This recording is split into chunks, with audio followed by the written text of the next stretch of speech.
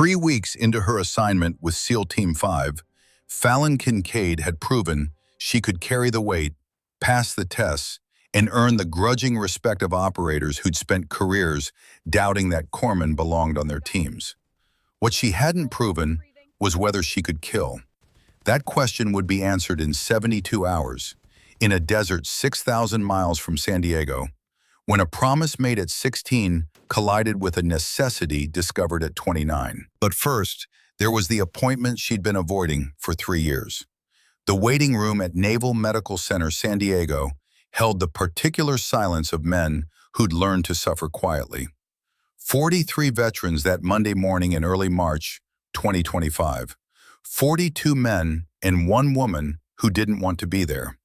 Fallon Hawk Kincaid sat in the 3rd row, spine straight against the plastic chair, despite every instinct screaming to leave. 29 years old, 5'3" in her Navy working uniform, 118 pounds of discipline wrapped in a frame most people underestimated before they even heard her speak.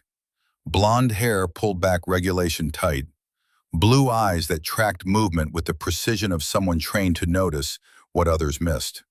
She'd been avoiding this appointment for 3 years. Different excuses each time. Schedule conflicts, deployment rotations, minor illnesses timed perfectly to cancel physicals. Anything to avoid the moment when someone would see what she'd hidden for over a decade. But the new Veterans Wellness Program was mandatory. No exceptions, no postponements, even for hospital corpsmen first class who'd rather eat broken glass than expose their secrets.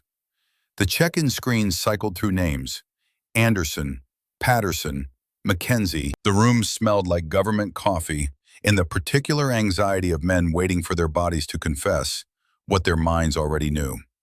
Korea veterans with trembling hands that remembered things hands shouldn't have to remember. Vietnam vets with 1,000-yard stares that had never really left Da Nang or Khe Sanh. Desert Storm alumni favoring old injuries they'd stopped talking about because no one who hadn't been there understood. Afghanistan and Iraq veterans still young enough to pretend they were fine, old enough to know they weren't. Fallon scanned the room without appearing to. Old training, dangerous training. The Marine in the corner compensating for a bad left knee. The sailor 3 seats down hiding withdrawal tremors under a newspaper. The soldier by the window calculating exits and fields of fire even now, even here, even though the war was supposed to be over. She recognized the patterns because she shared them. The screen changed. Kincaid, F. She rose smoothly, no hesitation that might draw attention. 11 years of service had taught her to be invisible when it mattered. The corpsman who blended into medical facilities like wallpaper. The petty officer who never caused problems. The woman who kept her head down and her history buried.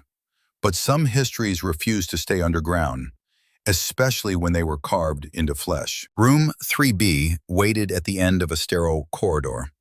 Standard exam room. Clinical white walls that had witnessed a million confessions of human frailty. Blood pressure cuff hanging like an instrument of truth.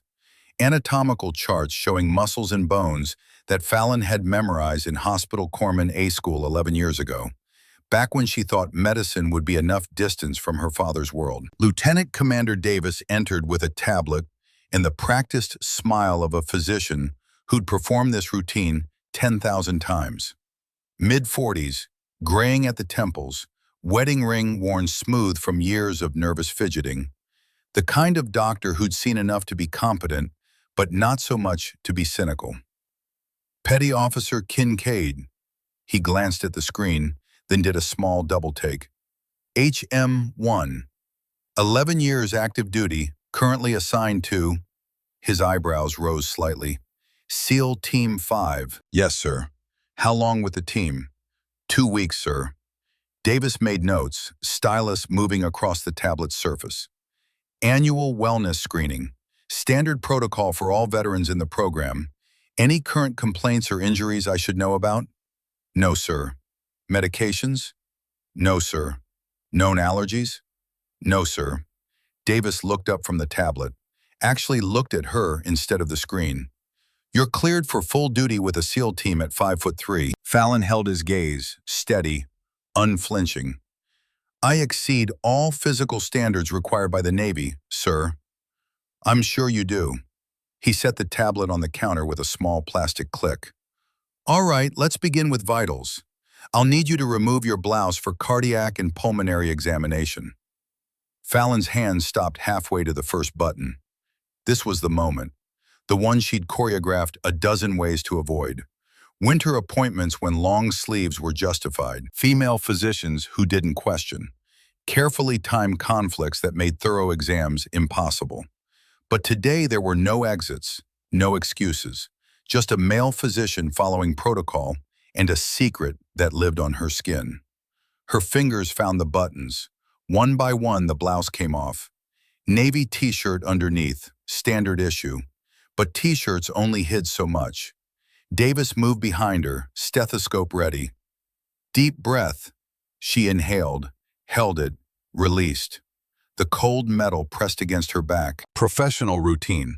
She'd performed this exam hundreds of times as a corpsman. Being on the receiving end felt invasive in ways she couldn't articulate.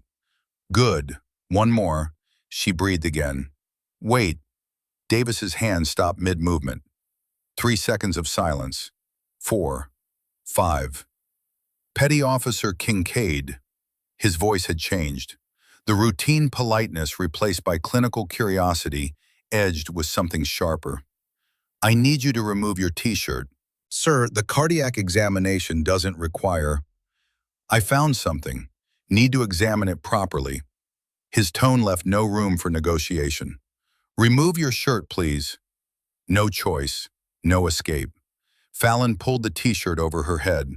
The scar sat high on her left shoulder. Entry wound anterior, just below the clavicle. Exit wound posterior, 3 inches to the right of her spine. The kind of injury that told a complete story to anyone trained to read trauma. Clean edges where military surgeons had debrided tissue. Surgical precision in the scarring. The work of professionals who'd saved the limb and possibly the life attached to it. But it was the size that made Davis go very still. He moved to face her, eyes fixed on the scar with the intensity of a man solving a puzzle. Then he did something unusual. He measured the entry wound with his fingers, approximating diameter, calculating trajectory based on the exit wound's position. This is a gunshot wound. His voice carried absolute certainty. High-powered rifle. The entry diameter, he measured again. This is .338 Lapua Magnum, possibly .338 Norma, a sniper rifle cartridge. Fallon said nothing. Petty officer, that's not a combat round you encounter by accident. How did a Navy corpsman... The door opened without warning. Admiral Garrett Ashford stepped into the exam room like a change in atmospheric pressure. 62 years old, 6'2" with shoulders that still remembered 40 years of ruck marches. Silver hair cut high and tight. Eyes that had made hard decisions in dark places and lived with the consequences. 2 stars on his collar, but more than that, the bearing of a man who'd commanded not just respect, but loyalty. The kind of officer enlisted personnel followed into hell because they trusted him to lead them back out. He was conducting his quarterly review of the Veterans Wellness Program, shaking hands, thanking medical staff. Being the public face of Navy medicine's commitment to those who'd served, he glanced at Davis, glanced at Fallon. His eyes found the scar. Everything stopped. Admiral Ashford's face cycled through 3 distinct expressions in less than 2 seconds. Recognition, shock, something that looked like grief tangled with pride and wound tight enough to strangle. Kincaid. The name came out rough, uncertain, like he was testing whether reality matched memory. Fallon Kincaid. Fallon snapped to attention despite being shirtless, despite the vulnerability, despite everything. 11 years of service overrode embarrassment. Sir. Ashford moved closer. Not threatening, careful, like approaching something precious and fragile and potentially explosive all at once. That scar, he didn't touch it, didn't need to. The size and position told him everything his decades of experience needed to know. Donovan taught you to shoot, not a question. A statement loaded with history. Fallon's throat worked. Yes, sir. Davis looked between them, clearly lost. Admiral, do you know this petty officer? Doctor. Ashford's voice carried the weight of 4 decades of command, the kind of authority that didn't need volume to make itself heard. I need 5 minutes alone with Petty Officer Kincaid. Sir, I'm in the middle of an examination. 5 minutes. Davis recognized an order when he heard one, regardless of whether it came with the phrase, "That's an order," attached. He left. The door clicked shut with the finality of a vault ceiling. Ashford and Fallon stood 3 feet apart, the space between them heavy with everything unspoken. With a funeral 13 years ago, where he'd handed a folded flag to a widow and her daughter, where he'd looked at a 16-year-old girl with her arm in a sling and eyes that had already seen too much. Donovan Kincaid. Ashford's voice softened to something almost gentle, the way you'd speak about the dead when the grief was old, but never gone. Gunnery Sergeant, 2nd Battalion, 5th Marines, Scout Sniper Platoon, 78 confirmed kills across 3 deployments. He paused. Best shot I ever witnessed. Best friend I ever had. You were at the funeral, sir. Fallon's words came quiet, controlled, each one measured. You gave my mother the flag. I was 16, just finished my junior year of high school. Arm in the same sling from the accident 6 months before. I remember. Ashford's eyes held hers. The accident that gave you that scar happened in late 2011. Training accident, they said. The rifle malfunctioned during one of your sessions with Donovan. Fragment went straight through. You were lucky to keep the arm. I was lucky to be alive. Donovan blamed himself. Told me he should have checked the rifle more carefully, should have seen the signs of metal fatigue in the barrel. Ashford's jaw tightened. He also told me that after you recovered, you made your mother a promise, that you'd never touch a gun again. Fallon's entire body went rigid.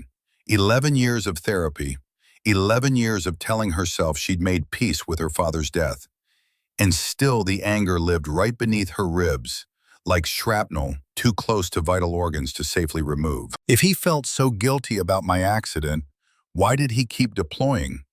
The question came out sharper than intended, edges rough with years of unprocessed rage. Why did he leave us 6 months later? Ashford didn't flinch. Because men like Donovan don't know how to stop. We tell ourselves we're protecting others, that we're the only ones skilled enough to do the job properly, that our knowledge, our experience, they're too valuable to waste on the sidelines. He paused, and something in his face aged 10 years in the space between heartbeats. It's a lie we tell ourselves so we can keep doing the only thing we know how to do. He died doing that thing. He did. Ashford carried the weight of that truth in his voice like stones in his pockets. Helmand Province, October 2012. IED ambush followed by coordinated small arms fire. He was providing overwatch for a patrol, spotted the trap, called it in, stayed on station to cover the withdrawal, took fire from multiple positions, got every Marine out except himself. Except himself. His last radio transmission was 4 words. Ashford's voice went quiet. Marines are clear. Out. Fallon closed her eyes, breathed through the tightness in her chest. Opened them. I joined the Navy in 2014, 2 years after he died. Hospital corpsman. I've served 11 years, good evaluations, no disciplinary issues, multiple deployments. Afghanistan twice, Iraq once. I've done everything right, everything he would have wanted. Her voice steadied. I heal people. I keep my promise to Mom, and nobody knows I can shoot. Nobody, sir. Ashford studied her face with the intensity of a man reading a tactical situation. Until now. Until now. What's your current assignment? SEAL Team 5. Started 2 weeks ago. Something shifted in Ashford's expression. Memory. Recognition. Team 5. That was my team 30 years ago when I was a lieutenant commander. Current CO is Blake Stratton, solid officer, former enlisted who earned his commission the hard way. He'll work you hard, but he'll keep you as safe as anyone can in that line of work. I don't need special treatment, sir. Everyone needs someone watching their six, petty officer, especially when they're carrying secrets that could get them killed. Ashford's tone left no room for argument. Fallon, I'm going to ask you something. Think very carefully before you answer. She waited, spine still straight, shoulders back. Attention in everything but name.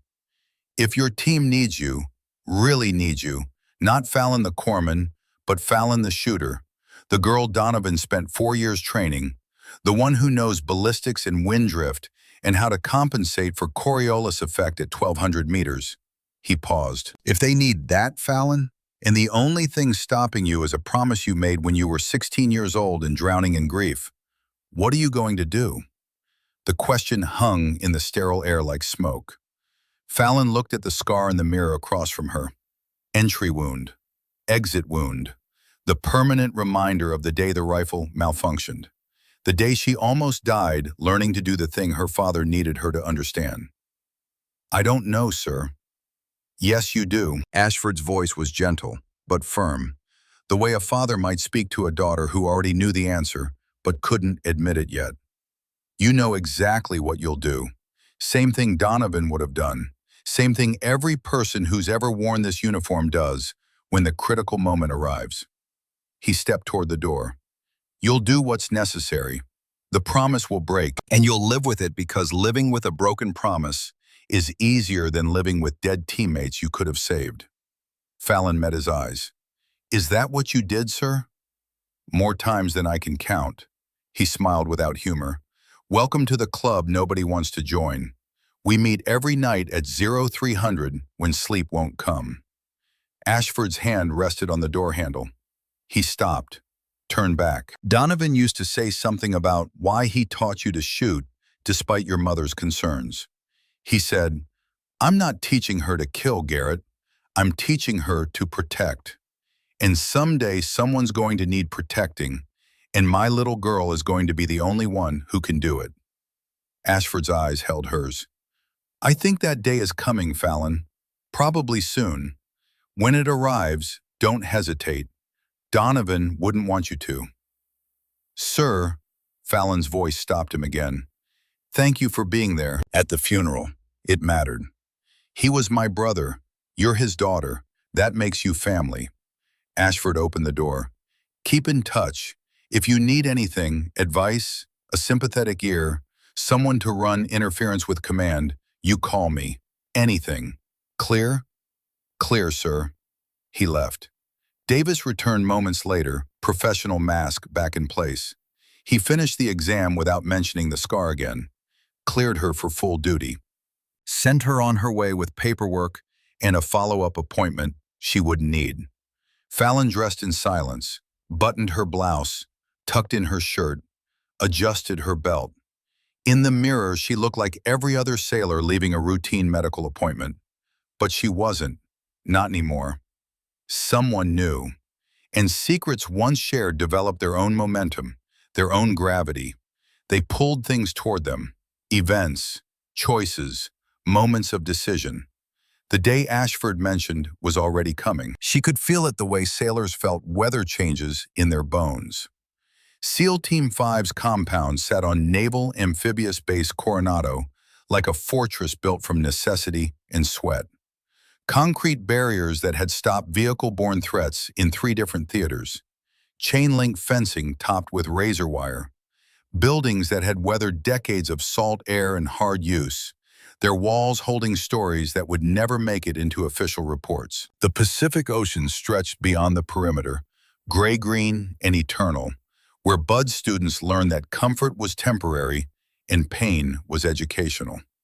Fallon had been assigned here for exactly 14 days, long enough to learn the layout, short enough that she still felt like an outsider waiting for permission to enter. Tuesday morning, 0800. The briefing room smelled like coffee, gun oil, and the particular musk of men who considered 5-mile runs a warm-up. 12 operators filled the chairs, their casual postures hiding the kind of alertness that never fully shut off. 11 heads turned when she entered. Commander Blake Stratton stood at the front. 44 years old, face weathered by 2 decades of hard decisions and harder conditions. Eyes that cataloged everything and forgot nothing. 22 years in service, 3 combat deployments with Team 5 alone. The kind of leader who'd earned respect the expensive way, by being right when it mattered and taking responsibility when he wasn't. Petty Officer Kincaid, right on time. His voice cut through the low conversations like a blade. Take a seat. Fallon moved to the back row, the corpsman's traditional position, close enough to respond to casualties, far enough to stay out of the operational planning unless called forward.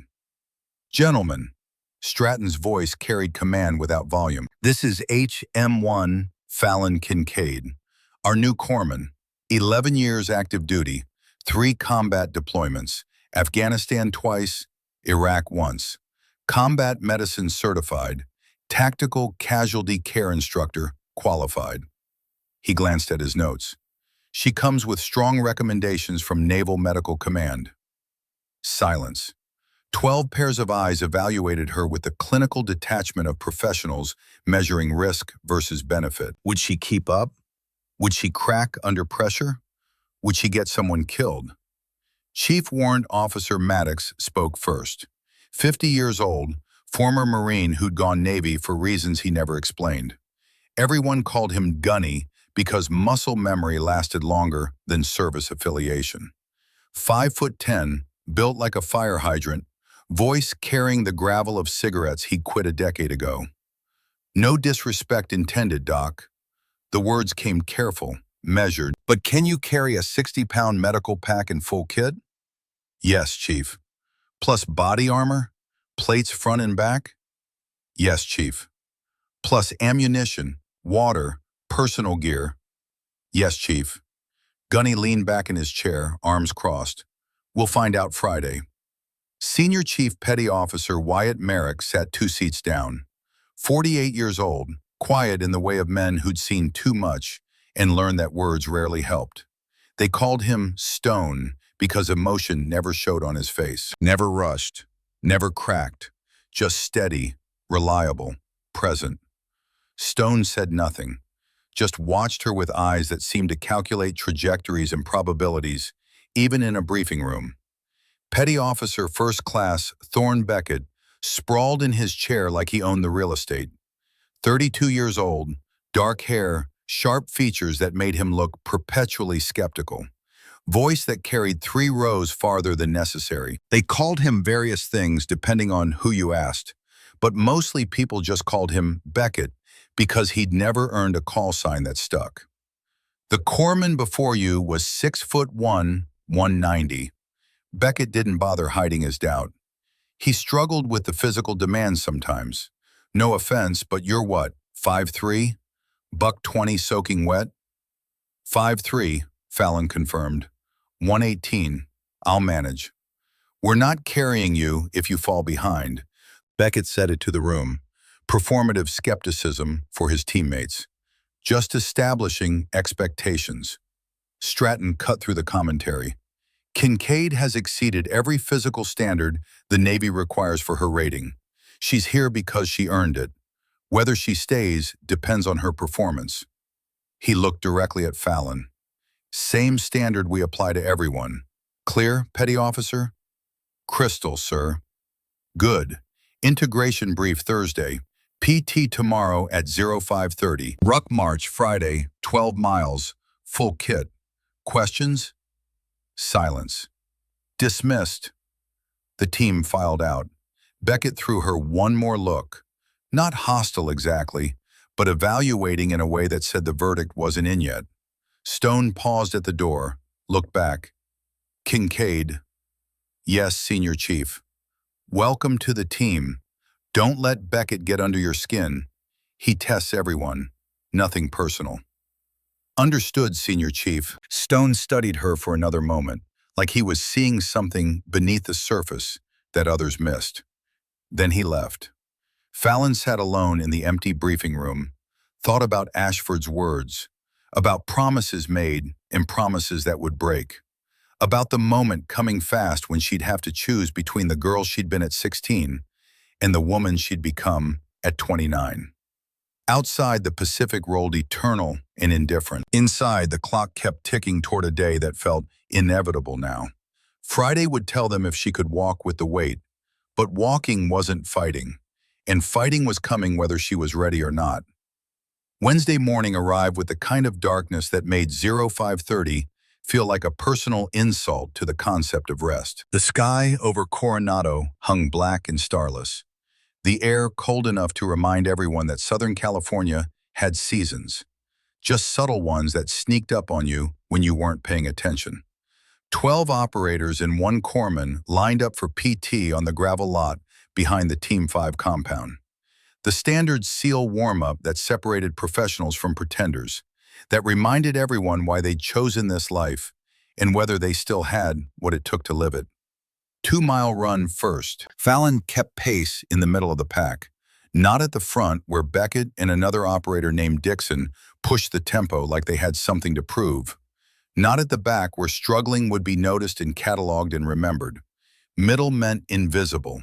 Middle meant competent but unremarkable. Breathing controlled, energy conserved, pace sustainable. She heard Beckett's voice carrying back to where she ran, loud enough to be heard over boot strikes on pavement. $20 says she falls out on the ruck march Friday. Dixon's response came quieter, but still audible. She's made it 2 weeks. Girl's got something. 2 weeks isn't 12 miles with full kit in the California desert, different animal entirely. Fallon said nothing. Conserved oxygen. Words wouldn't prove anything. Only performance mattered. Only results counted. Everything else was noise. Calisthenics followed the run. Push-ups, pull-ups, sit-ups. The choreography of combat fitness that built the kind of strength you needed when carrying a wounded teammate became the difference between everyone going home and someone getting left behind.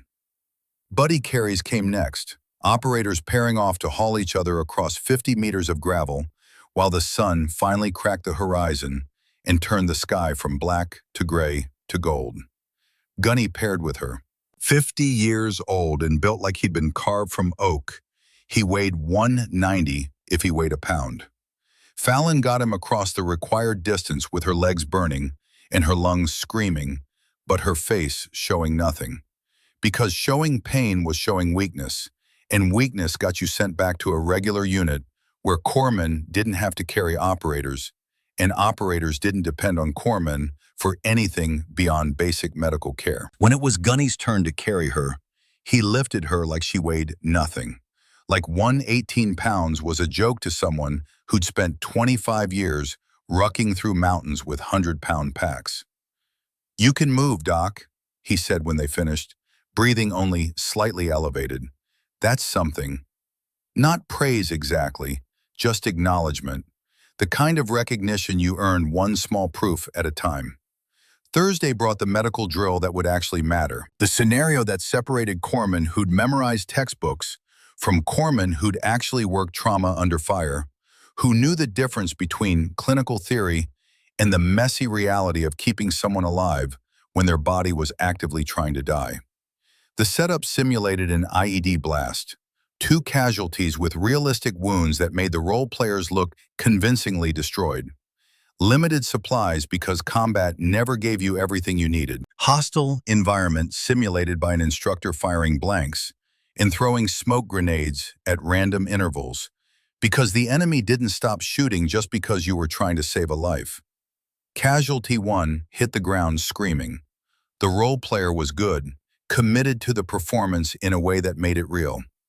Severed femoral artery, bright red blood spraying in arterial pulses that painted the ground in expanding pools. Massive hemorrhaging. Fallon had 90 seconds before shock set in, 2 minutes before death became inevitable. Her hands moved on pure instinct, muscle memory from hundreds of training iterations, and 3 real deployments where she'd done this for actual casualties who actually died if she failed. Tourniquet from her pack. She positioned it high on the thigh, above the wound, above the source of bleeding. Medical doctrine was clear. High and tight, no exceptions, no compromises. Wrapped once, threaded through the buckle, windlass rod inserted. She twisted hard. The casualty screamed. Realistic acting from the role player, but the principle was sound.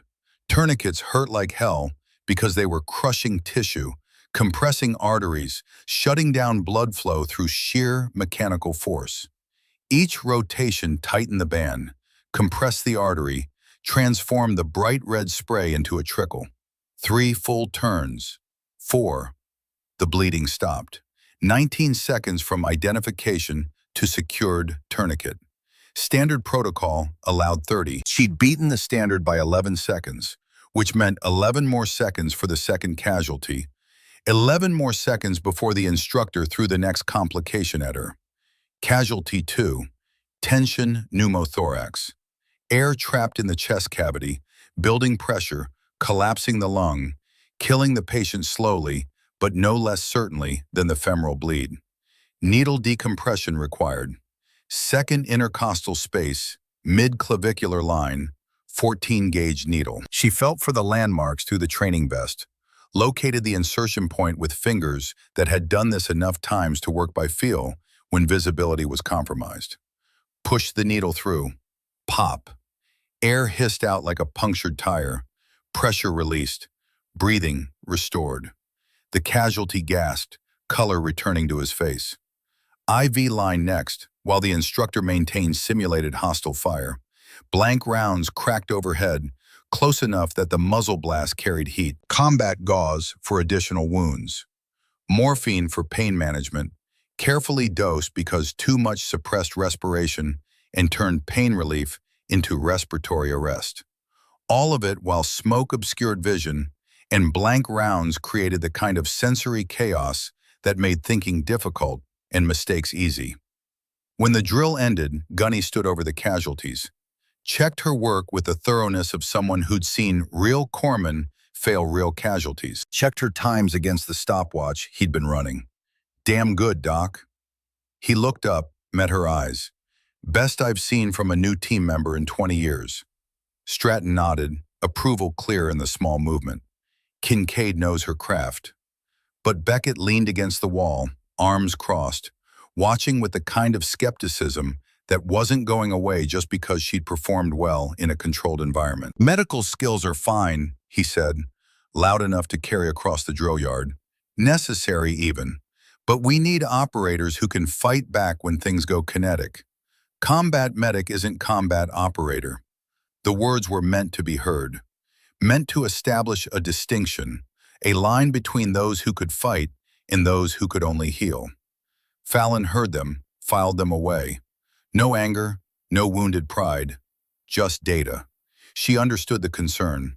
They'd lost corpsmen before, good ones, brave ones, corpsmen who could save lives but couldn't return fire when the shooting started, who became liabilities instead of assets in close combat.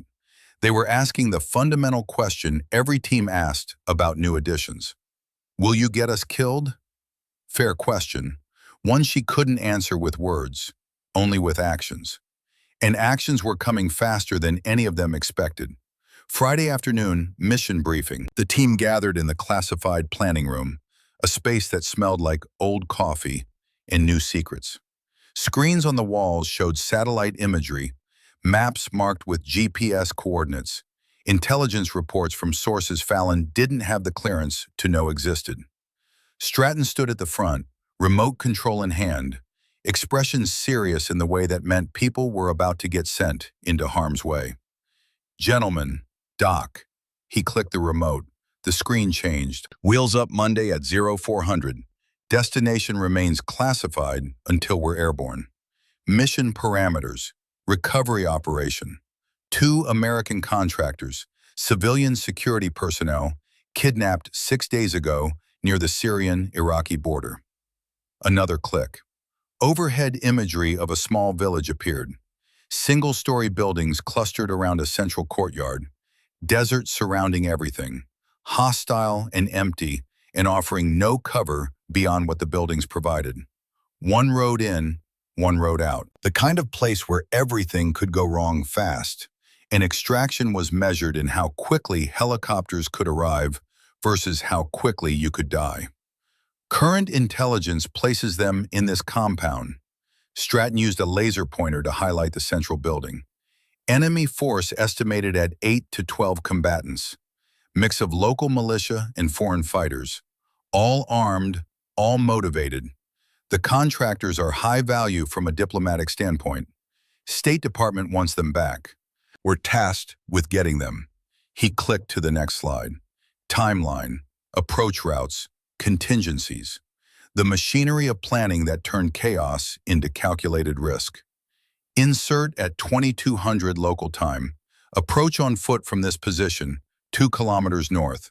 Stone provides overwatch from the ridgeline here, 800 meters from target with elevation advantage. Entry team of 6 conducts the breach. Recover the packages. Exfil to primary landing zone. Total time on target, 90 minutes maximum. Beckett raised his hand. What's Doc's role, sir? Stratton looked at Fallon. Kincaid remains at base camp with communications. Standard operating procedure for first mission with a new corpsman. He paused. She monitors comms, prepares for casualty treatment if we bring wounded back. Expected, reasonable, safe. But somewhere deep in Fallon's mind, her father's voice whispered words he'd said 1,000 times during training. They don't trust you yet. You haven't earned it. You will. Kincaid. Stratton's attention focused on her like a targeting laser. Medical preparation is your responsibility. I want you ready for worst-case scenarios. Gunshot wounds, shrapnel injuries, burns, environmental casualties from heat or dehydration. Brief the team Monday morning before we depart on treatment protocols and what we're carrying. Yes, sir. Questions? Stratton scanned the room. No hands rose. Good. Medical brief Monday at 0700. Gear inspection at 0800. Movement briefing at 0900.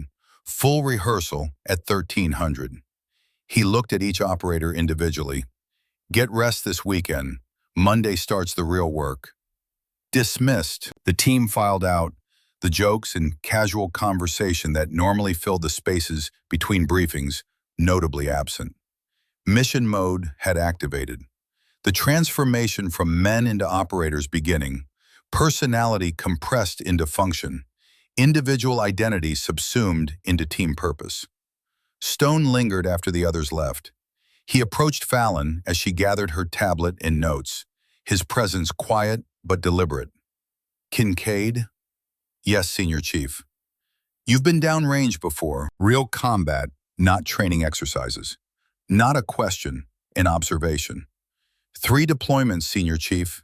Afghanistan twice, Iraq once. 6 months each rotation. See actual combat or stay on base? I treated casualties brought back from firefights. Mortar attacks hit our FOB twice. I was outside the wire for convoy security medical coverage 3 times. She met his eyes. IEDs both times. We took contact. I worked trauma under fire. Stone nodded slowly, processing the information like he was building a file in his head. Monday might be different. Base camp isn't always safe. You comfortable with that M9 you qualified expert with? Yes, Senior Chief. Good. Keep it close. He started to leave, then stopped. That wind call at the range last week.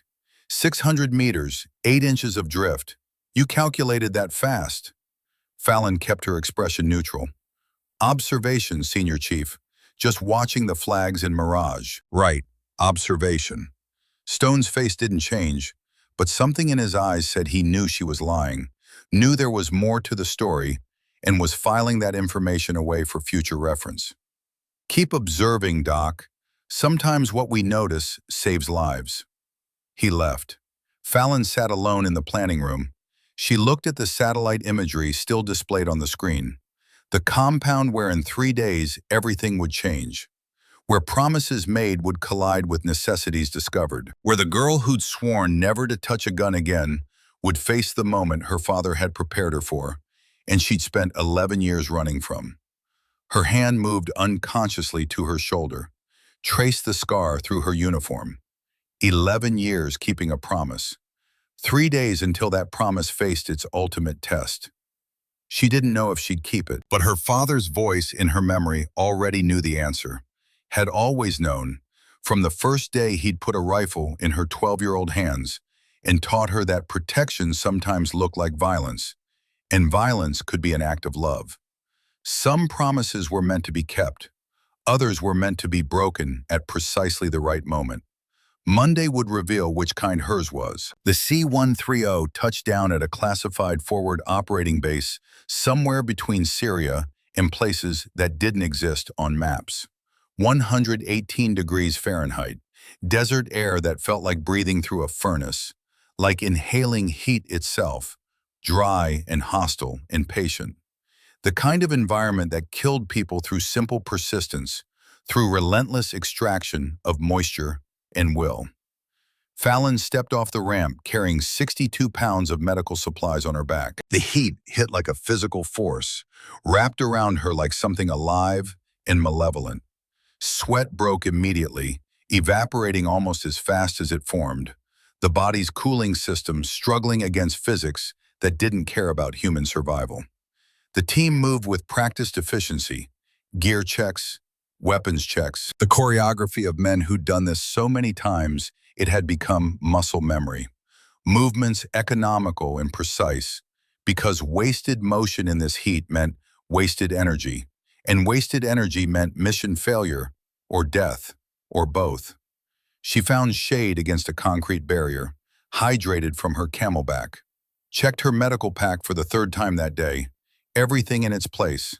Tourniquets, combat gauze, IV supplies, chest seals, morphine. The tools of her trade, the instruments she'd use to keep people alive when their bodies wanted to quit. Stratton gathered them in a tent that smelled like dust and diesel and human sweat concentrated by canvas walls. Intelligence update, maps spread on a folding table, satellite imagery enhanced from what they'd seen in Coronado. Packages are confirmed at the target location. Guard force estimated at 15 to 20. He paused, let that sink in. Higher than initial assessment, we proceed as planned. Stone raised his hand. Exfil route, sir? Primary LZ unchanged. Alternate is 3 clicks north if we're compromised. Helo has 30-minute response time once we call. Pilot standing by. Rules of engagement? Hostile action equals hostile intent. Protect the packages. Protect each other. Use minimum force necessary. Stratton looked at each man. This is recovery, not retribution. We get in, get them, get out. Clean. The briefing continued. Timelines, contingencies, communication protocols. Fallon absorbed it all, her role simple and clear. Stay at base camp. Monitor comms. Be ready if casualties came back. Simple. Safe. Exactly where a new corpsman belonged. But nothing about war stayed simple for long. They moved out at 1400, 6-vehicle convoy to a rally point 12 kilometers from target. The landscape looked like Mars had been left out in the sun too long. Red dirt, rocky outcrops, heat shimmer turning the horizon into something liquid and uncertain. Fallon rode in the third vehicle, Beckett and another operator named Garrett across from her. Neither spoke. Game faces on. The transformation from joking teammates to operators complete, final, total. Rally point. The vehicles formed a defensive perimeter. Camouflage netting went up, desert pattern that broke up the vehicle silhouettes against satellite observation. Fighting positions established at the compass points. This would be base camp, the place Fallon would wait while others did the dangerous work. Stone approached as she organized the medical area, setting up her aid station with the same precision she'd used for actual casualties. He carried his M40A5 sniper rifle like it was part of his anatomy, an extension of his will made tangible. "Doc, how you holding up?" Good, Senior Chief. Heat getting to you? I'm managing. Stone nodded, looked at the medical supplies she'd laid out, saw the systematic organization, every item where it needed to be for rapid access in low light or no light, muscle memory substituting for vision when seconds mattered. You've done this before. 3 deployments, Senior Chief. Different environment, same principles. Afghanistan twice, Iraq once. He wasn't asking, just confirming what he already knew from her file. Combat, treated casualties from firefights, mortar attacks on the FOB, IED strikes on convoys, gunshot wounds from direct action. Fallon met his eyes. I've seen what happens when things go wrong. Stone was quiet for a moment, studying her with an intensity that felt like being read at a level deeper than words. What do you think of the plan? The question caught her off guard. Operators didn't usually ask corpsmen for tactical opinions. That wasn't how the hierarchy worked. Corpsmen were medical assets, not strategic planners. I think 15 to 20 enemies is a lot for a 7-man entry team, Senior Chief. Yeah. Stone's gaze drifted toward the target area, invisible beyond the horizon, but present in his mind, like he could see through the intervening distance. It is. He walked away, leaving Fallon with the distinct impression she just passed some kind of test she hadn't known she was taking. The sun moved across the sky. Temperature climbed to 122 degrees. Fallon enforced hydration discipline on herself, drinking on a schedule rather than thirst, because by the time you felt thirsty in this heat, you were already behind on fluid replacement. Water, electrolyte tablets, monitoring her own condition the way she'd monitor a patient. At 1600 hours, Petty Officer Lachlan Drummond stumbled near the vehicle. Fallon's head snapped up. Training kicked in before conscious thought, before rational analysis, pure pattern recognition honed by years of looking at people and seeing their physical state beneath the surface presentation. Drummond was 24, solid performer, no medical history of concern in his file, but right now his face was flushed crimson, almost purple. Sweat had stopped. His skin looked dry despite the heat, which was wrong, fundamentally wrong. The body's cooling system shutting down when it should have been running at maximum capacity. Classic signs. Textbook presentation. Heat stroke, not heat exhaustion. The real thing. The kind that killed people, that caused organ failure and brain damage and death, if not treated immediately and aggressively. Fallon crossed the distance in 4 strides. Drummond, sit down. I'm good, Doc, just sit, now. The command in her voice surprised him. Surprised her a little too. But authority in medical matters wasn't optional when someone's life was at stake.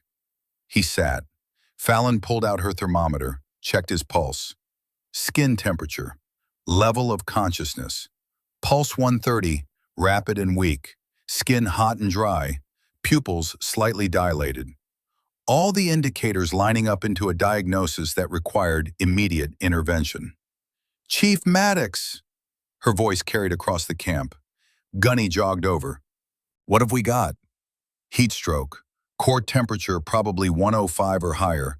He needs IV fluids immediately, and we need to cool him down now. Gunny looked at Drummond, looked at Fallon. You sure? He was fine 10 minutes ago. Heat stroke progresses fast, Chief. He's not sweating anymore. That's late stage. We have maybe 10 minutes before he seizes or worse. Fallon was already pulling IV supplies from her kit. I need someone to get Commander Stratton. We need to delay movement until Drummond stabilizes. Gunny didn't argue. He moved. Fallon inserted the IV line. 18-gauge needle, antecubital vein, saline flowing wide open. She soaked towels with water from the cooler, placed them on Drummond's neck, armpits, groin, the high blood flow areas where cooling would be most effective. Beckett appeared with more water. What can I do? Keep those towels wet and cool. Change them every 2 minutes. We need to bring his core temperature down gradually. Too fast causes other problems. Stratton arrived. Report, Heat stroke, sir. Drummond needs at least 30 minutes of treatment before he's stable enough to move. Recommend delaying departure. Stratton studied Drummond. The young operator's color was already improving slightly, the IV fluids working, the cooling measures taking effect. Your assessment of his condition in 30 minutes? If he responds to treatment, he'll be conscious and stable, but not fit for combat operations. Recommend he stays at base camp. Can you keep him alive here? Yes, sir. Better than if we move him now. Stratton made the call without hesitation. We delay departure by 45 minutes. Drummond stays at base. Kincaid, he's your responsibility. Understood, sir. The team adjusted. Timelines shifted. Nobody complained. They'd all seen heat casualties before, knew how fast the desert could kill you, how the environment was as much an enemy as any hostile force they'd face at the target. 30 minutes later, Drummond was sitting up, drinking on his own, color returning to something approaching normal, core temperature dropping towards safe levels. He looked at Fallon with something like embarrassment mixed with gratitude. Sorry, Doc.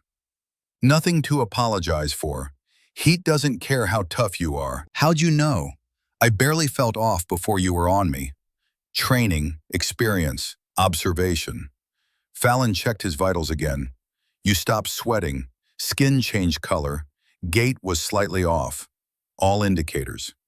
Beckett crouched beside them, watching the IV drip with new respect in his eyes. I was standing right next to him and didn't notice anything. Different kind of training, Fallon said simply. Later, as the team prepared to move out, Gunny approached her. You might have saved his life, Doc. Just doing my job, Chief. Most corpsmen would have missed it until he collapsed. Maybe not even then. Gunny's voice carried respect that hadn't been there before. A shift in how he saw her, how he categorized her in his mental framework. You got good eyes. The team departed at 17:30, 7 operators moving like ghosts through the desert twilight, Stone with his rifle, Stratton leading. Beckett and the others spread in tactical formation, spacing that maximized security while minimizing the signature they presented to anyone watching from a distance. Fallon watched them disappear into the desert, swallowed by terrain and fading light. She was alone with Drummond and the vehicle drivers, the radio her only connection to what was happening out there, to the men moving toward violence, toward the moment when planning met reality and everything changed. Waiting was part of combat medicine, the hardest part, knowing people you cared about were in danger and being powerless to help until they brought the wounded back. If they brought the wounded back. At 1900, Gunny's voice crackled over the radio. Base, this is entry 1. We're 2 clicks from target. Fallon keyed the mic. Copy, entry 1. Chief Maddox is limping. Need Doc's assessment. Fallon's hand tightened on the radio. Chief, describe the pain. Twisted my ankle crossing a ravine. It's fine. Can you put weight on it? Yeah. Does it hurt more when you push off or when you land? Pause. Push off. Any swelling you can see or feel? Longer pause. Some. Fallon closed her eyes, visualized the injury. Grade 2 ankle sprain, maybe grade 3. The kind of injury you could walk on with adrenaline. The kind that would fail you at exactly the wrong moment, when you needed to move fast, or change direction, or do any of the 1,000 things that combat required. Commander Stratton, this is Kincaid. Recommend Chief Maddox modify his role.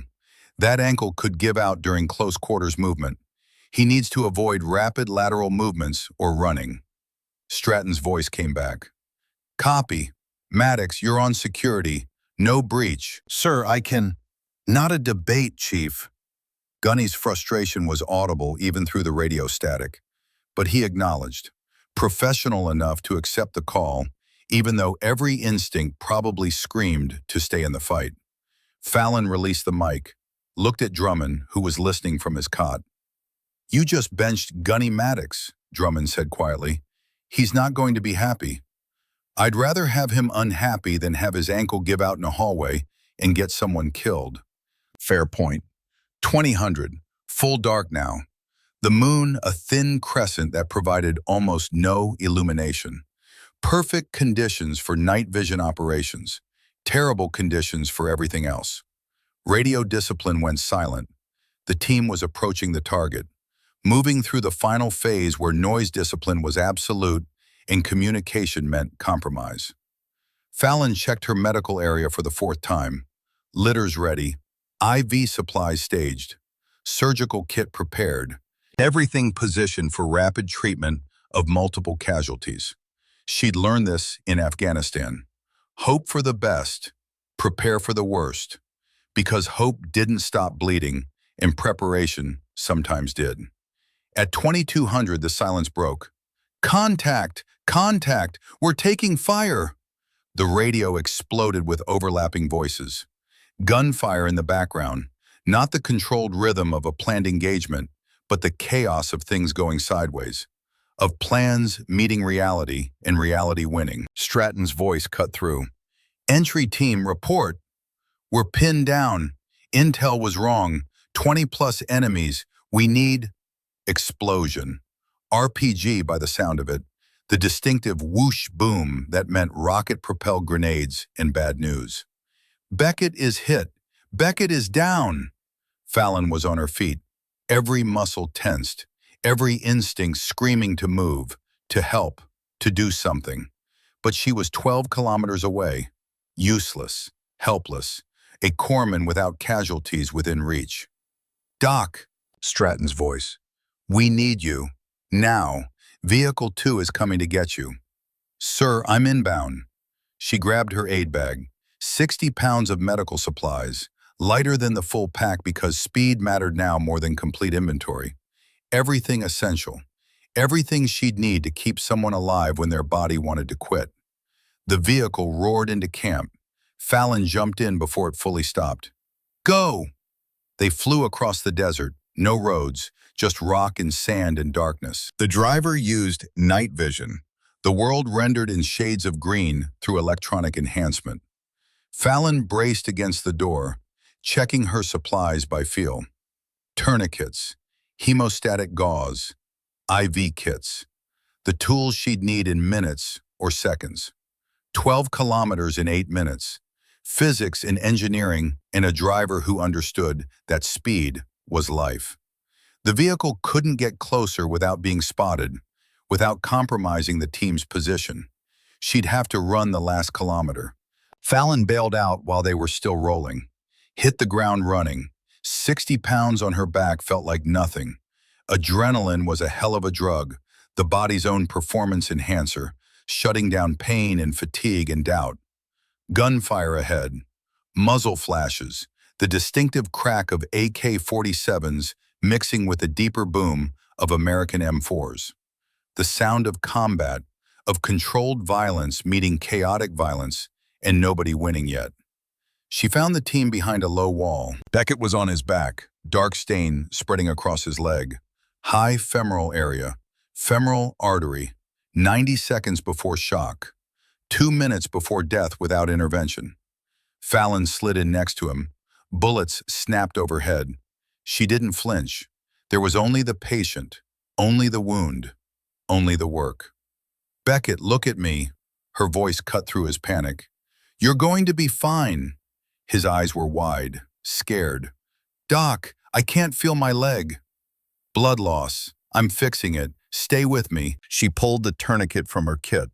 Her hands moved with absolute certainty, with the confidence of someone who'd done this enough times that muscle memory substituted for conscious thought. Position it high on the thigh, above the wound. The only way to stop femoral bleeding in the field. One wrap around the leg. Thread the strap through the buckle. Pull it snug against the skin. Insert the windlass rod.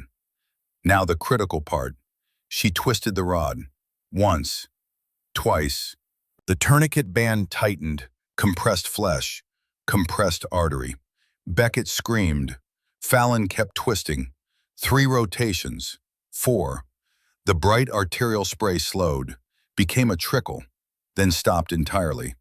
She secured the windlass with the clip, checked the wound, no bleeding, checked distal pulse, none. That was correct.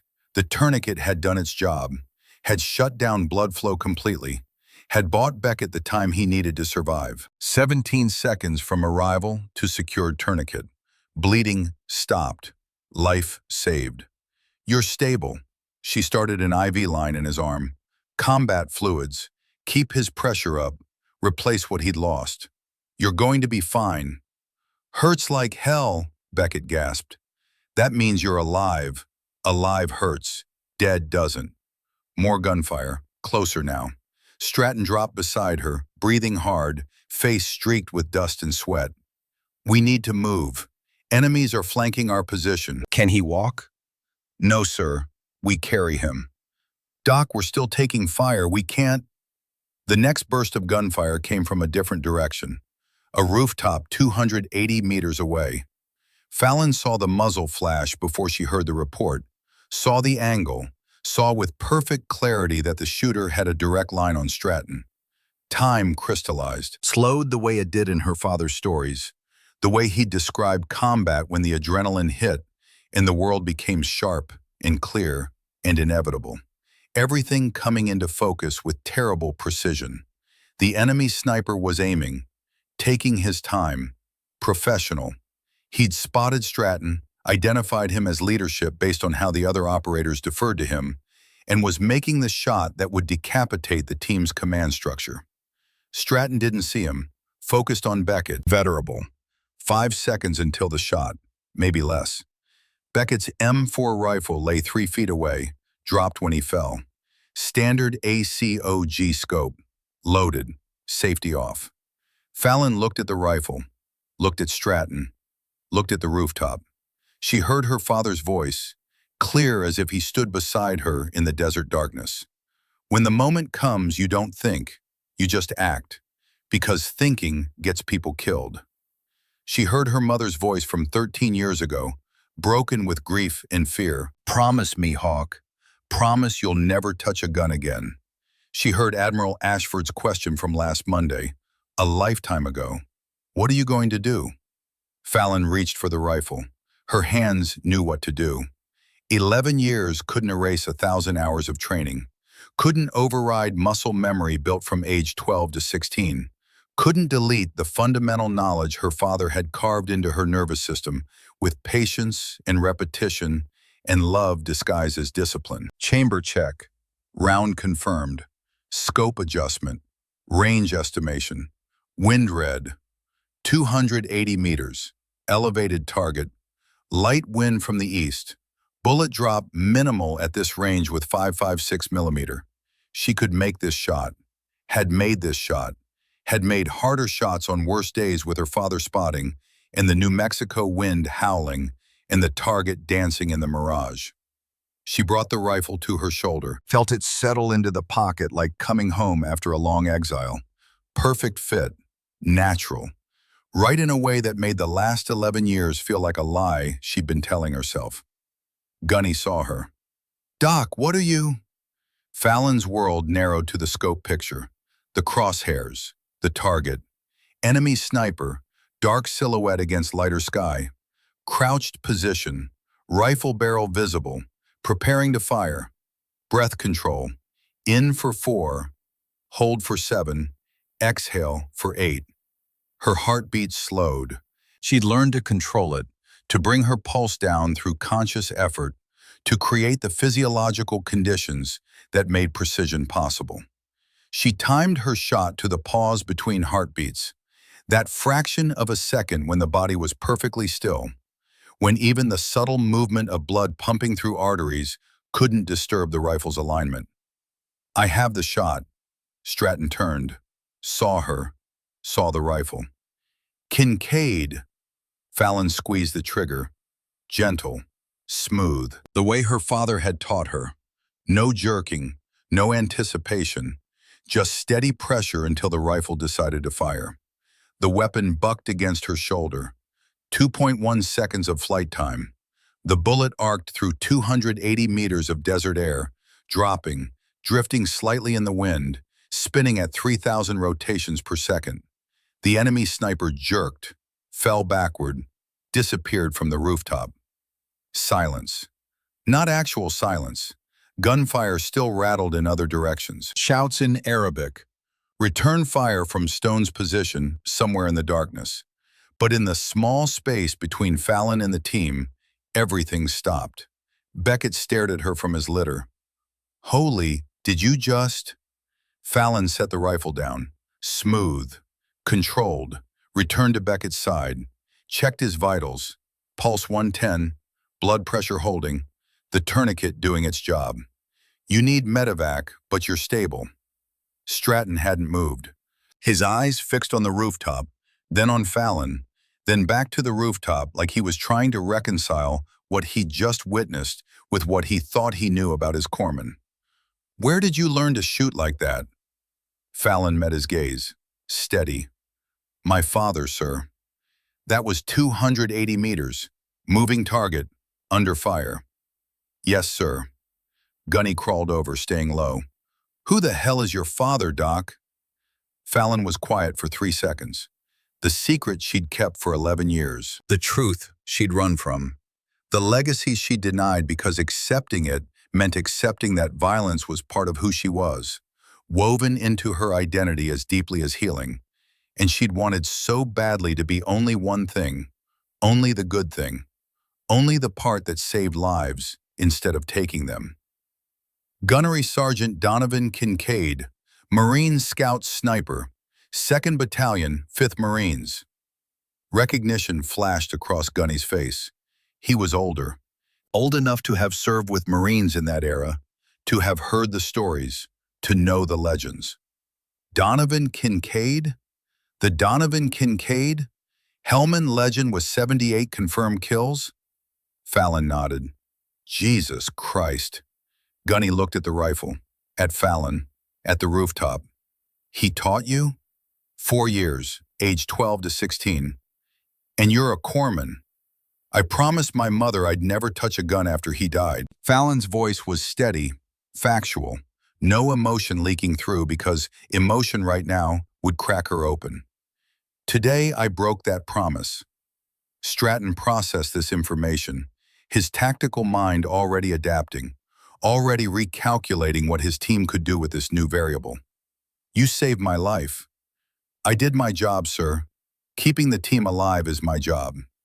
Your job is medical. Fallon looked at Beckett, at his stabilized wound, at the IV running clear. I did that too. More gunfire. A reminder that they were still in a hot zone, still surrounded, still in danger. The moment of revelation would have to wait because survival took precedence over understanding. Stratton made the call. Exfil now. Stone, you and Gunny carry Beckett on a litter. Kincaid, you're with me. Rear security. Sir, I should stay with Beckett. Beckett is stable. You said so yourself. Right now I need someone who can hit at 300 meters covering our withdrawal. Can you do that? Fallon picked up Beckett's rifle. Checked it. Magazine still had 23 rounds. Yes, sir. They moved. Combat extraction. Controlled chaos. Beckett on an improvised litter between Stone and Gunny, the two strongest operators hauling him like he weighed nothing because adrenaline and necessity made the impossible routine. Fallon and Stratton providing rear security, moving backward, rifles up, scanning for threats. An enemy squad tried to flank from the east, 4 men moving through rubble, trying to cut off the team's withdrawal route. Standard small unit tactics, well-trained, professional. Fallon saw them first. Contact right, 150 meters, 4 targets.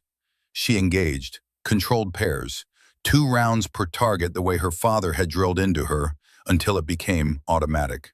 Center mass, the largest target area, the most forgiving for shots taken under stress. First hostile down, second hostile down, 4 seconds, 4 enemies neutralized. Stratton stared at her. Where the hell have you been hiding? In plain sight, sir. They reached the vehicles, loaded Beckett, called for medevac. The helicopter was inbound. 10 minutes. 10 minutes to hold the perimeter. 10 minutes to keep everyone alive. Fallon worked on Beckett during the wait. Reassessed the tourniquet. Still secure. No bleeding. Applied additional pressure dressing over the entry wound as a backup. Checked for compartment syndrome. Adjusted IV flow rate. Kept him talking because talking meant conscious, meant alive. Doc, Beckett's voice came quiet. I'm sorry for doubting you. You had every right to doubt me. I hadn't proven anything. You proved it today. You would have done the same for me. The helicopter landed in a storm of rotor wash and dust, turning the desert into a temporary whiteout. They loaded Beckett. The crew chief gave a thumbs up. The bird lifted off, banking hard, accelerating away into the night. Gone. The team sat in the darkness, processing. Coming down from the adrenaline, the silence after combat felt heavier than the noise during, filled with the weight of what had happened, what had almost happened, what it all meant. Stone approached Fallon, his sniper rifle slung across his back. That first shot, the sniper at 280, I had him in my scope too. I was about to take him when you fired. He paused. Perfect center mass hit. Thank you, Senior Chief. Don't thank me. Answer my question. How many combat shots have you made before tonight? Fallon thought back. Training sessions with her father. Hundreds of them. Thousands of practice rounds. Steel targets and paper targets and reactive targets. Wind and rain and heat and cold. Every condition. Every scenario. But those were training. Those didn't count. In training with my father, thousands. In combat, tonight was my first. Stone went very still. Your first combat shot ever was 280 meters. Moving target, under fire, and you made it first round. Yes, Senior Chief. Donovan Kincaid trained you well. He did. Stone's expression changed, something that looked like recognition mixed with old memory. I met your father once. Joint training exercise 2011, Camp Pendleton. Best natural shooter I ever saw in 25 years. He paused. He mentioned teaching his daughter. Said you had a gift for it. Said you were better than him at your age. Fallon's throat tightened. He said that? He was proud. Said you had the steadiest hands he'd ever seen on someone so young. Said you understood the mathematics of it instinctively, could calculate wind and drop faster than operators with a decade of experience. Stone looked away. He also said you'd promised never to use those skills, that you'd chosen a different path, healing instead of fighting. I did, until tonight. Your father would understand. Hell, he'd insist. He taught you to protect people. That's what you did. They rode back to base camp in silence. Fallon sat with her thoughts, with the weight of what she'd done. She'd broken her promise. She'd used the skills her father taught her. She'd killed a man. The logical part of her brain knew it was justified, necessary. Stratton would be dead otherwise. Maybe Beckett too. Maybe all of them. But logic didn't erase the weight, didn't make it feel clean or simple or easy. At base camp, Stratton called a debrief. The team gathered in the tent, faces showing the fatigue that came after adrenaline burned off. Let's address what happened. Stratton's voice was measured, professional. Intel was wrong. We walked into heavier resistance than expected. Beckett took a hit. Doc saved his life with a tourniquet under 20 seconds while taking fire. Then she saved mine with a shot I didn't even see coming. Then she provided covering fire during exfil and neutralized 4 additional hostiles. He looked at Fallon. Kincaid, you told us you'd never engaged in combat. I hadn't, sir. I treated combat casualties on 3 deployments. Different skill set. Not anymore. Stratton crossed his arms. Here's what I need to know. Can you do that again when we need it? Fallon met his eyes. Yes, sir. Without hesitation? Without hesitation, sir. Stratton nodded slowly. Then we need to evaluate your actual capabilities. Because what I saw tonight suggests you're significantly more skilled than anyone knew. Stone spoke up. Commander, request permission to formally test Doc's marksmanship tomorrow morning. We need to understand what we're working with. Agreed. 0800, full evaluation. Stratton looked around the team. Anyone have concerns about that? Silence. The skepticism from 2 weeks ago was gone, replaced by curiosity, professional interest. The question wasn't whether she could shoot anymore. The question was, how well? Gunny raised his hand. Just one question, Doc. Why hide it? Why not tell us you could shoot from the beginning? Fallon took a breath. Because I promised my mother after my father died that I would never touch a gun again. I joined the Navy to heal people, not to kill them. I kept that promise for 11 years. I broke it tonight because watching Commander Stratton die wasn't an option I could live with. She paused. I'll have to reconcile that with myself and with my mother. But given the same situation, I'd make the same choice. Your mother going to understand? Gunny asked. I don't know, Chief, but I hope so. The team dispersed, exhausted, processing what they'd witnessed, what it meant, how it changed everything. Fallon sat alone under the stars, pulled out her phone, stared at her mother's contact information. Couldn't make the call. Not yet. Didn't have the words yet. Instead, she called Ashford. He answered on the second ring. Fallon, you all right? I heard all of it. Stratton called me an hour ago. Wanted to know what I knew about Donovan teaching you. I told him everything. Ashford paused. So you broke the promise? I did. Tell me what happened. She did. All of it. Beckett's femoral artery, the sniper on the rooftop, the shot, the X-film, the 4 hostiles. When she finished, Ashford was quiet for a long moment. Your father taught you to shoot for exactly this reason, Fallon. Not to kill, to protect. You protected your team tonight. That's what he wanted. That's what the training was for. Mom's going to. Your mother is stronger than you think. She married a Marine. She knew what that meant. She knows what service requires. Ashford's voice softened. Donovan would be proud of you. The shot you made, the lives you saved, the choice you made when it mattered. I'm proud of you. It doesn't feel like something to be proud of, sir. It never does. Not the first time, not ever really. But you live with it because the alternative is living with dead teammates you could have saved. You know that now. Fallon closed her eyes. Yeah, I know. Get some sleep. Tomorrow they're going to test you. Show them what Donovan taught you. All of it. No more hiding. Yes, sir. And Fallon, call your mother. She deserves to hear it from you before someone else tells her. The call ended. Fallon sat in the darkness for another hour. Finally found the courage to dial. Her mother answered on the 4th ring. Late in California, past midnight. Hawk, is everything all right? Mom, I need to tell you something. Silence. Then, with the certainty that only mothers have, you used a gun. Not a question, a statement. A mother's intuition that cut through 11 years and 6,000 miles. How did you? I know my daughter. I knew this day would come eventually. Tell me what happened. Fallon told her, simplified but honest. When she finished, her mother was quiet. Fallon heard her breathing, heard tears. Mom, I'm sorry. I know I promised. Stop. Her mother's voice was firm, controlled. You promised me when you were 16 years old and your father had just died. You were a child grieving. You're not a child anymore. You're a woman who saved lives tonight. Your father's daughter, a healer and a protector. I killed someone, Mom. You protected someone. There's a difference. Intent matters. Context matters.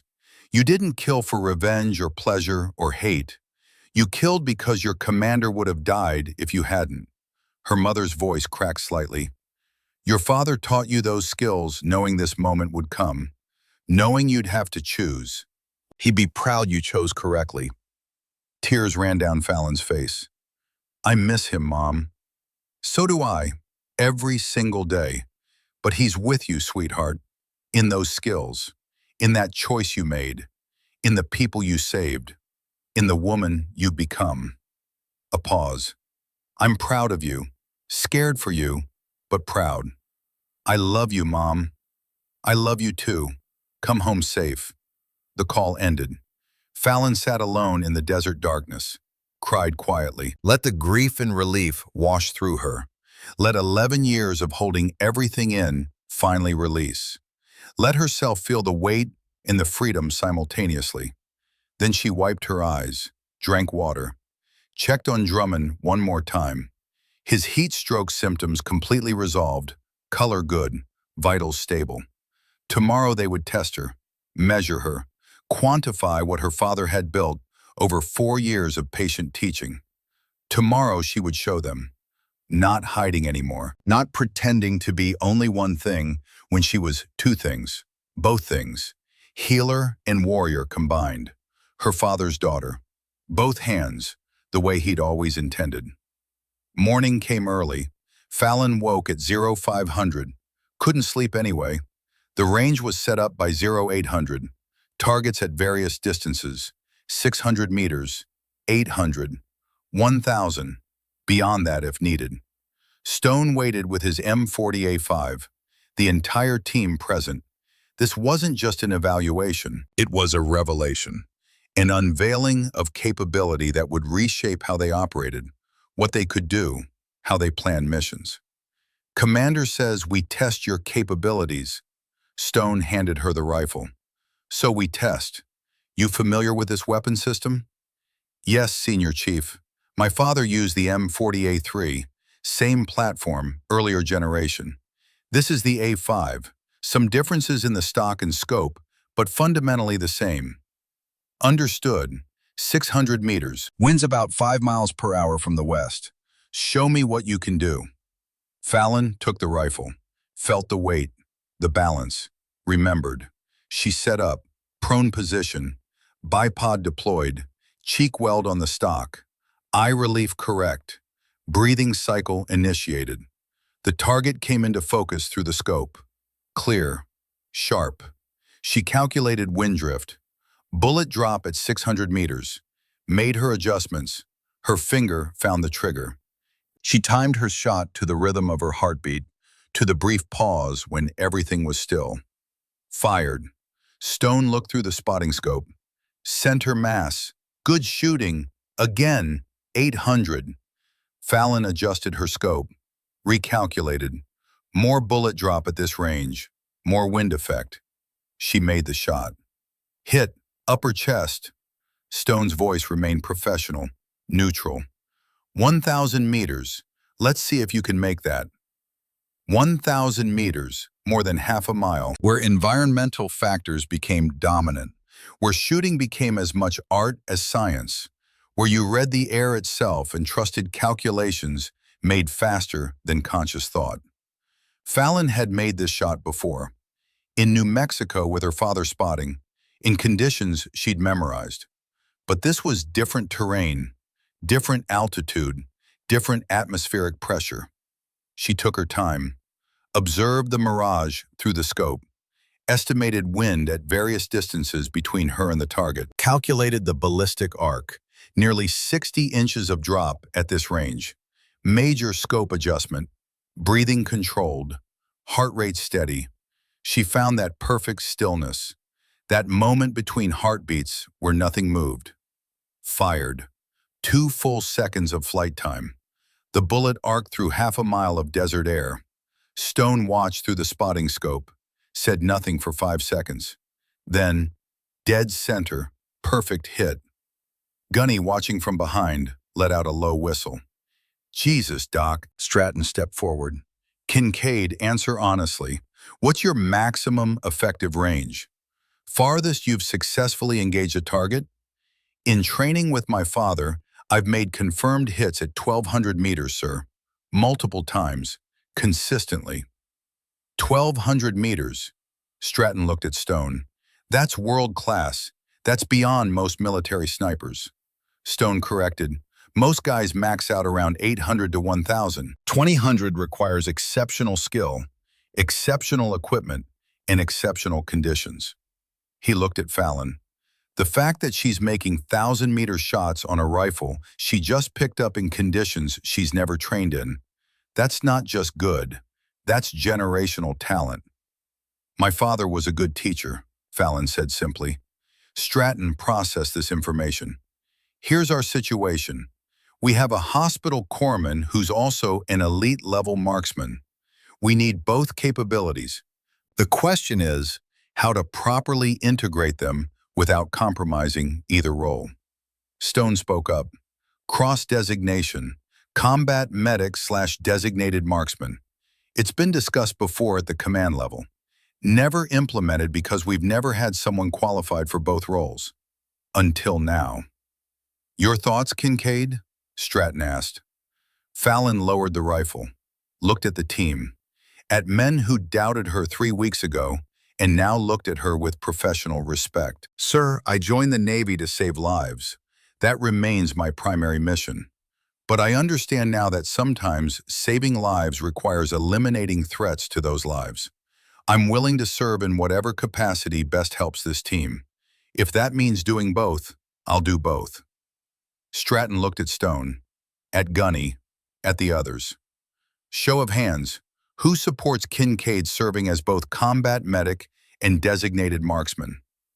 Every hand went up, no hesitation. Even Beckett, listening on satellite phone from the hospital in Germany, voted yes. Then it's decided. Kincaid, effective immediately, you're designated as our team's combat medic and secondary marksman. Stone remains primary sniper.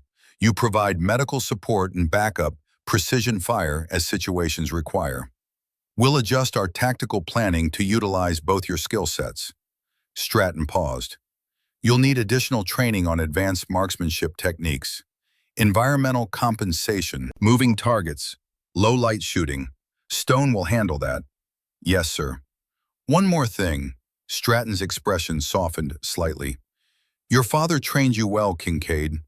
I'm sorry you had to break your promise to use those skills, but I'm damn grateful you did. Fallon nodded, couldn't speak past the tightness in her throat. The team dispersed. Stone stayed behind. Tomorrow we start your advanced training. Long-range environmental factors, moving target engagement, low-light techniques, the advanced applications your father probably introduced, but will formalize and expand. Thank you, Senior Chief. Don't thank me yet. I'm a demanding instructor. Stone paused. But you've got the best foundation I've seen outside Tier 1 units. We'll build on that. He started to walk away. Stopped. Turned back. Your father told me something. That last time I met him, 2011, he said, I'm not teaching my daughter to be a killer, Stone.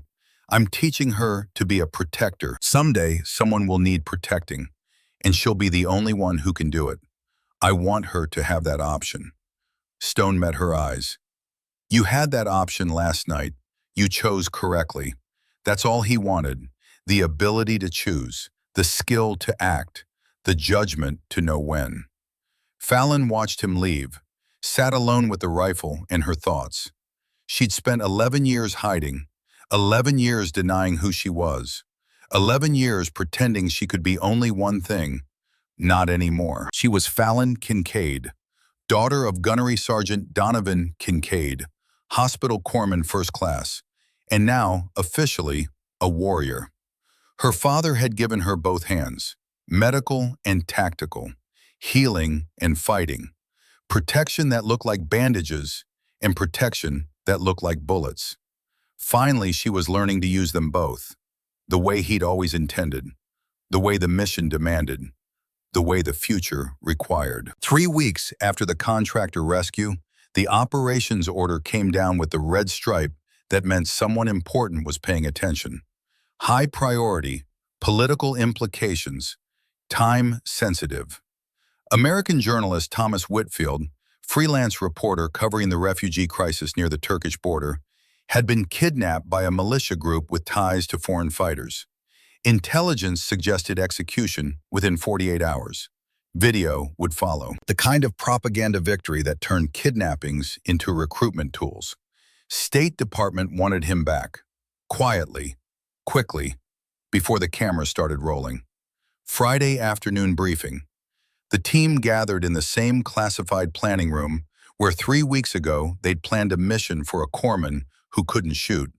Now they planned for one who could.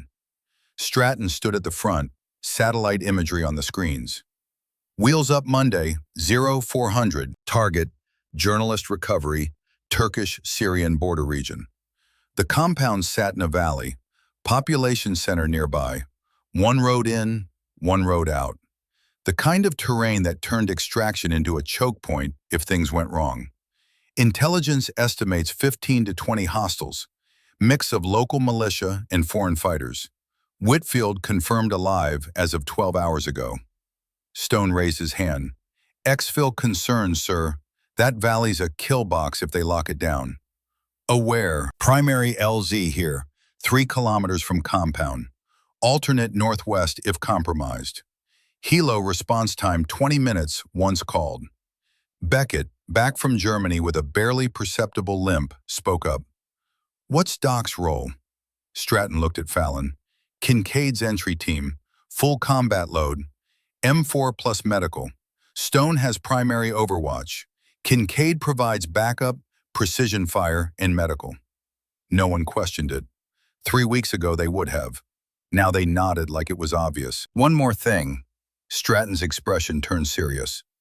Intel indicates possible former military sniper in the Guard Force. Russian or Eastern European trained. Treat this as high-threat environment. The mission brief continued. Timelines, contingencies, ROE. Fallon absorbed it all, no longer the person waiting at base camp, but the person going through the door. The rehearsal went until midnight. Entry procedures, CASEVAC, contingency planning, the team running scenarios until movements became automatic, until thinking wasn't required because muscle memory would handle it. At 0300, Fallon did her final gear check. Medical pack, 40 pounds. M4 carbine, loaded, 4 extra magazines. Beretta M9 sidearm. Body armor, helmet, night vision, communications gear. 110 pounds of equipment. She'd carried it before. She'd carry it again. The insert went smooth. Pre-dawn darkness, helicopter flying low. They landed in a wadi 2 kilometers from target. Offloaded, the bird disappeared. Silence settled over the desert like a held breath. Stone split off immediately, moving to his overwatch position on the ridgeline. The rest of the team, Stratton, Gunny, Beckett, Garrett, Dixon, and Fallon, moved toward the compound. 40 minutes of careful approach, using terrain, using darkness, using the skills that separated professionals from corpses. At 0645, they reached the compound perimeter. Stone's voice came over the radio, strained. Overwatch in position. I have eyes on target. Thermal showing. Hold on. 5 seconds of silence. Showing more heat signatures than expected. Count is 35 to 40 individuals. Say again, 35 to 40 hostiles. Stratton froze. Confirm count, Stone. Confirmed. Multiple vehicles arrived overnight. Looks like reinforcements. Intel was off. Way off. Fallon felt the mission change.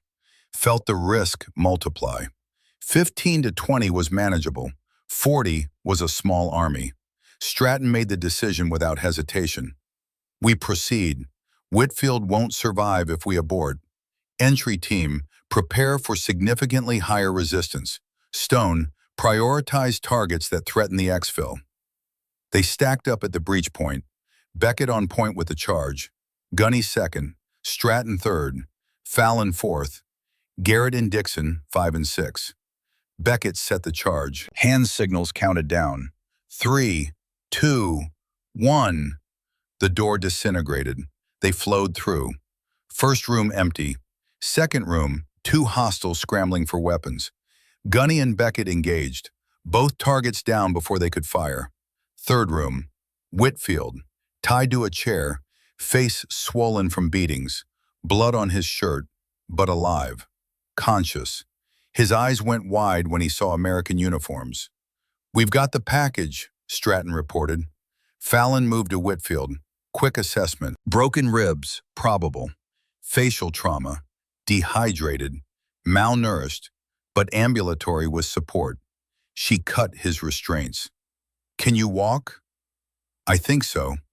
Stay close to me. That's when the world exploded. RPG through the east window. The blast wave threw Fallon into the wall. Her ears rang. Vision blurred. She ran through her mental checklist. Arms functional. Legs functional. No major bleeding. Combat effective. But Drummond was down. Fallon crawled to him. Shrapnel wounds across his left thigh and hip. One wound high on the femoral area. Bright red arterial bleeding. Not again, but this time she knew exactly what to do. She pulled the tourniquet from her kit. Her hands moved with practiced certainty. This was the third femoral artery bleed she treated in combat. The movements had become automatic. Position high on thigh, wrap, thread, insert windlass rod, twist. Drummond's face contorted, but he didn't scream. He'd seen this before with Beckett. 1 rotation, 2, 3, 4. The bright arterial spray diminished, stopped. She secured the windlass. 15 seconds from initial contact to secured tourniquet. Faster every time. You're stable. Heavy gunfire erupted outside. Machine gun, belt fed, the distinctive hammering of a PKM. Stone's voice over radio. You're taking fire from multiple positions. Machine gun nest on the north building rooftop, 380 meters. I don't have angle from here. Buildings blocking my line of sight. Stratton assessed the situation. Drummond down but stable. Whitfield injured but mobile. 40 enemies. Machine gun pinning them down. They were stuck. We need that gun silenced or we're stuck here. Fallon moved to the window, looked out. North building, rooftop, machine gun crew, 380 meters, slightly elevated. 2-man crew, 1 firing, 1 feeding ammunition. Stone didn't have the angle. No one else had precision rifles except her. Commander, I have angle on the machine gun. Stratton looked at her, looked at Drummond. You need to stay with casualties. Drummond's stable, sir. Tourniquet's holding. He'll be fine for 10 minutes. But none of us are fine if that gun keeps firing. Stratton knew she was right. Take the shot. Fallon positioned at the window. M4 up. A COG scope. Quick assessment. 380 meters. Wind maybe 6 miles per hour northwest. Bullet drop approximately 18 inches with 5.56 at this range. The machine gunner was partially concealed behind the gun shield. Head and upper chest visible. Small target, difficult shot. She controlled her breathing, found her natural respiratory pause. Timed the shot to her cardiac cycle. Fired. The machine gunner jerked, fell backward. But immediately a second gunner took his place, grabbed the weapon, continued firing. Fallon adjusted her aim. The second gunner was more cautious, less exposed. She fired again. The round sparked off the gun mount. Miss.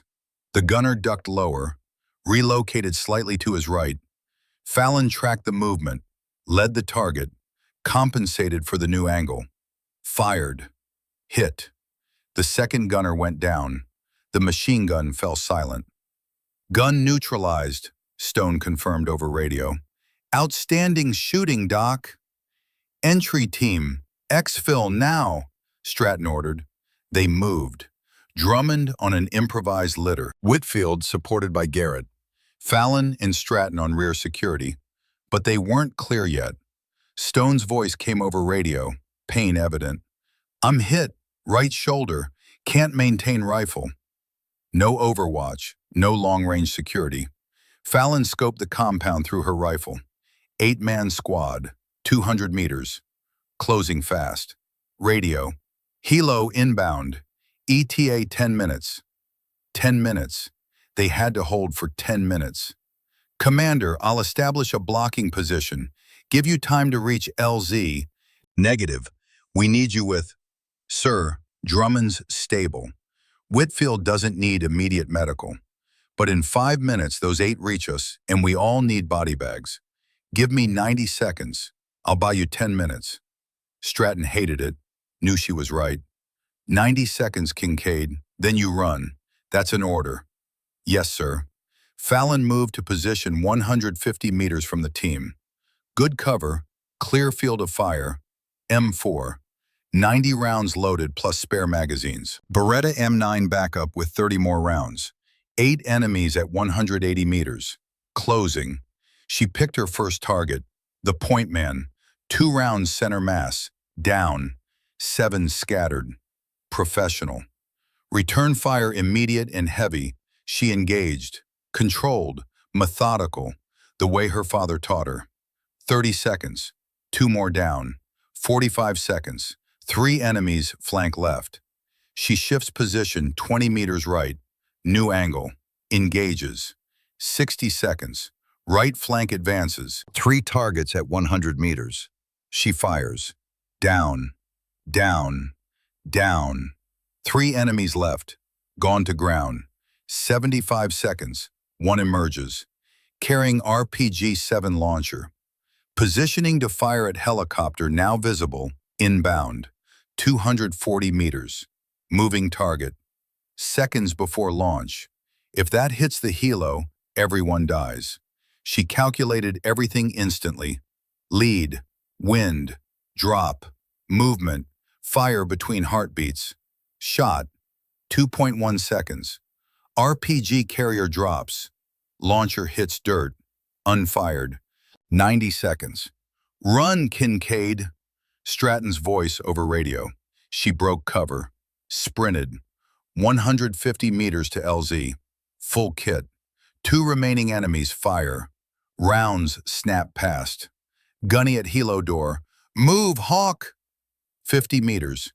25. Gunny grabs her arm. Hauls her into bird. Helicopter lifts. Banking hard. Accelerating away. Safe. 72 hours later. Naval Amphibious Base Coronado. The team assembled in dress uniforms. Admiral Ashford arrived, 2 stars gleaming. I've reviewed after-action reports from the Whitfield operation. He clicked the remote. I've also reviewed this. The screen activated. Helmet cam footage. Fallon's blocking position. The videos showed everything.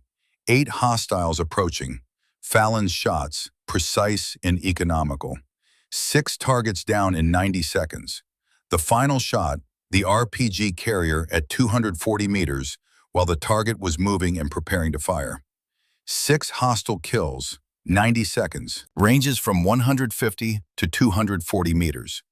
Final target, moving, armed with anti-aircraft weapon, engaged while preparing to fire on our helicopter. Ashford turned to the team.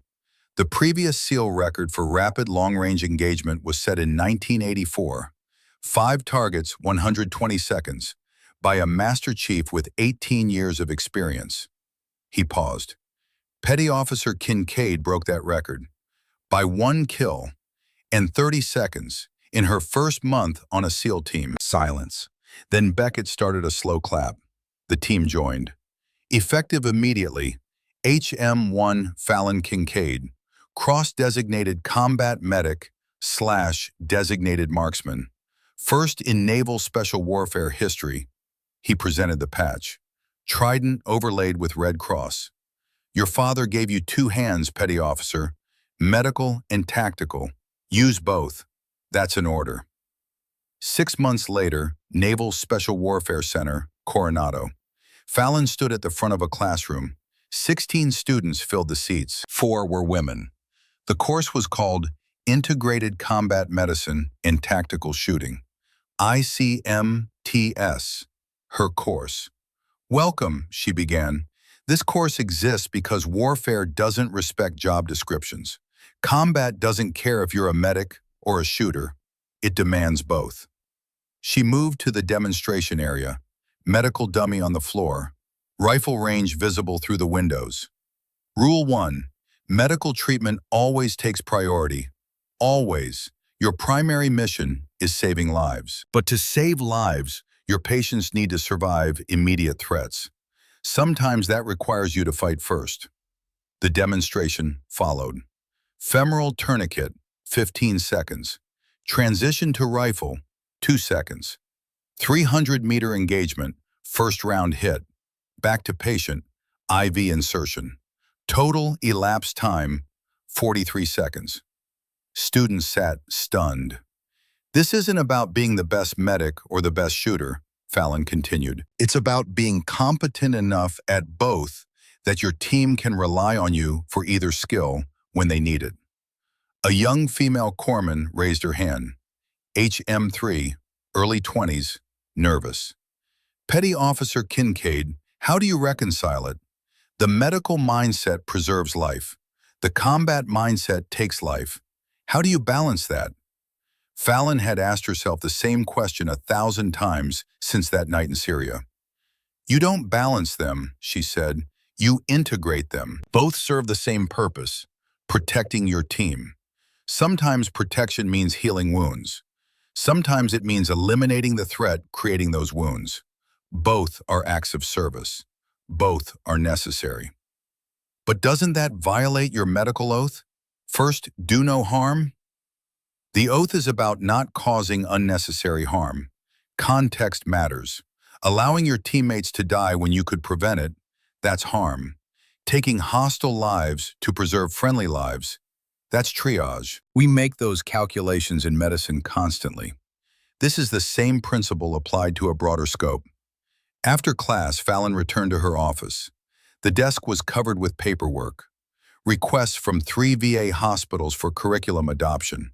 Official interest from the Department of Defense in expanding the program. Letters from other female service members asking how they could follow the same path. And one email that made her stop. Subject line, you changed everything. From HM3, Rachel Torres, Camp Pendleton.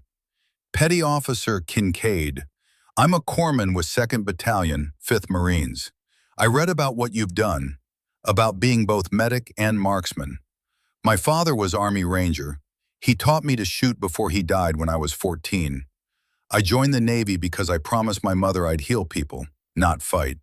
But your story showed me I don't have to choose. I can honor both parts of who I am. Thank you for proving that path exists, for showing women can serve in integrated combat roles without abandoning who we are. You literally changed my life. Fallon read it 3 times, thought about legacy, about ripples spreading outward. Her father had created ripples that reached her. Now she was creating ripples reaching others. That evening, she drove to the range overlooking Coronado Beach, where SEAL candidates trained, where her father had visited years ago. She set up her rifle, M40A5, 1,000 meters, the shot that separated good from exceptional. The sun was setting, wind picking up off the ocean, temperature dropping, every variable working against accuracy. She calculated everything, compensated for each factor, made her adjustments, controlled her breathing, lowered her heart rate, found that perfect moment of stillness. Fired. 2 seconds of flight. The bullet crossed half a mile of evening air. Through the spotting scope, perfect center mass. Still got it, Dad, she whispered. She heard his voice in her memory, clear as the day he taught her. You always had it, Hawk. Better than me by the time you were 16. Now you're the best I've ever seen. I'm proud of you. I miss you. I know, but you're not alone. You have your team, your students, your purpose. That's what I wanted. Not for you to follow my exact path, but to find your own path that honored what I taught you. Her phone buzzed. Text from Stratton. Mission brief tomorrow, 0800. Karachi. High risk, complex operation. Going to need everything you've got. She typed back. Both hands ready, sir. Fallon packed her gear, drove back to base. The scoreboard in her mind tallied numbers that didn't tell the whole story, but mattered anyway. 36 lives saved through medical interventions. 11 threats eliminated through tactical action. 47 people who went home to their families because she had both hands. Not medic or marksman, both. The way her father taught her, the way the mission demanded, the way the future required. She was Fallon Hawk Kincaid, daughter of Gunnery Sergeant Donovan Kincaid, Hospital Corpsman First Class, Combat medic, designated marksman, healer and warrior, both hands, complete. And tomorrow she'd use them both again.